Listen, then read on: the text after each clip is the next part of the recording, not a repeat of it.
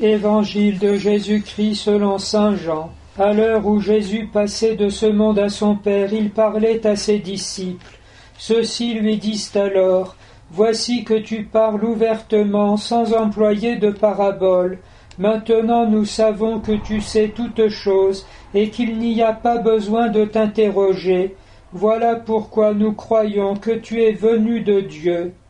Jésus leur répondit : C'est maintenant que vous croyez, l'heure vient et même elle est venue, où vous serez dispersés chacun de son côté, et vous me laisserez seul.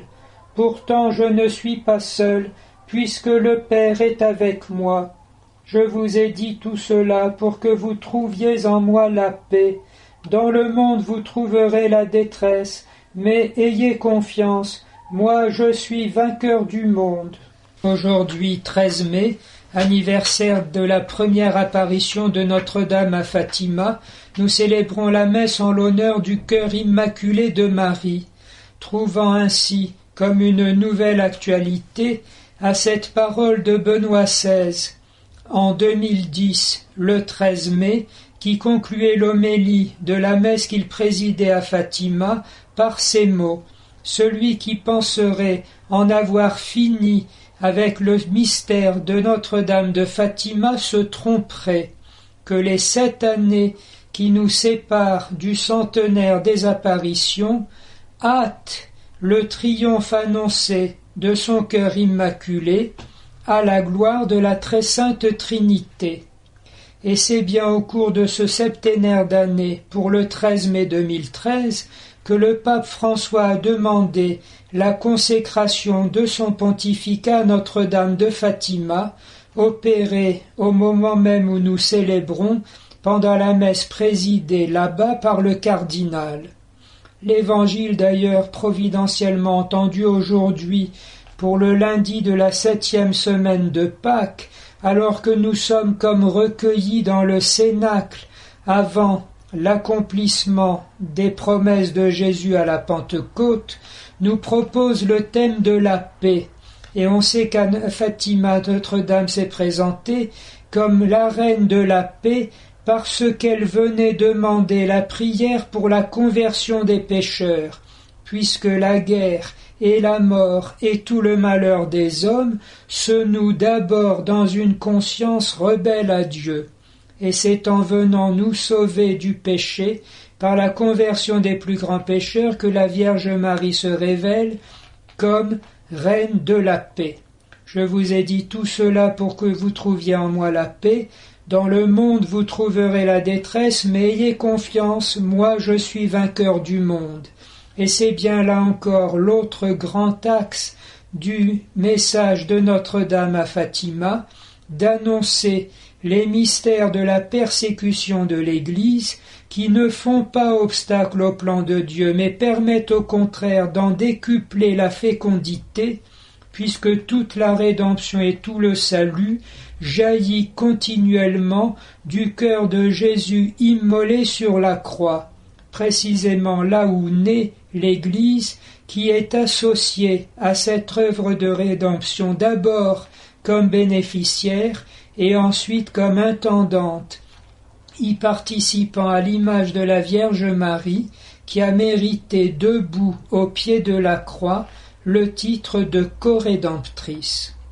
On comprend alors avec quel sérieux nous devons accueillir aussi ce qui nous semble les petites demandes de Notre-Dame, offrir des sacrifices qui sont à la portée des petits-enfants, qui sur ce chemin ont réellement donné l'exemple et sont si mal imités par les grandes personnes. Ensuite le chapelet quotidien, auquel était suspendu, rappelons-le, l'évitement de la Deuxième Guerre mondiale et de tous ses malheurs, ainsi que la conversion du monde et spécialement de la Russie, auquel était suspendu l'évitement de 100 millions de morts du communisme au cours du XXe siècle. Et derrière ces petits moyens, la première lecture nous rappelle massivement ce que nous ignorons de façon aussi sotte qu'éhontée, les sacrements, 7 signes dont l'apparence est si humble en sa forme, en sa matière et qui sont pourtant porteurs de la puissance du mystère pascal, mort et résurrection du Christ et jusqu'à son retour glorieux. Rien de moins. Nous nous résignons en effet tranquillement à ce que la pratique, comme l'on dit, superficiellement, soit tombée à quelques pourcents parmi les baptisés, et il ne nous viendrait même pas l'idée de demander des comptes à ces frères, dont nous pensons que c'est là, comme ils l'affirment, une option de leur liberté, alors que c'est une trahison envers le Christ que nous aimons, et peut-être pire encore, hélas, une désertion de leur mission, de leur fonction dans le monde sacerdotal, prophétique et royal. Le sursaut que provoque dans de plus en plus de mondes, chrétiens ou moins chrétiens, l'état de ce que sont devenues nos sociétés, abandonnées par nous et livrées par conséquent aux mensonges de l'idéologie et à l'adversaire, que ce sursaut nous permette aussi de reprendre humblement les petits moyens indiqués par la Vierge, les grands moyens surnaturels, quoique humbles, déposés par Jésus dans la Sainte Église, puisqu'il ne se résigne pas à ce que ce monde qu'il a sauvé échappe à l'influence bénéfique de sa grâce, et qui a institué l'Église précisément pour qu'elle veille sur l'homme jusqu'à son retour.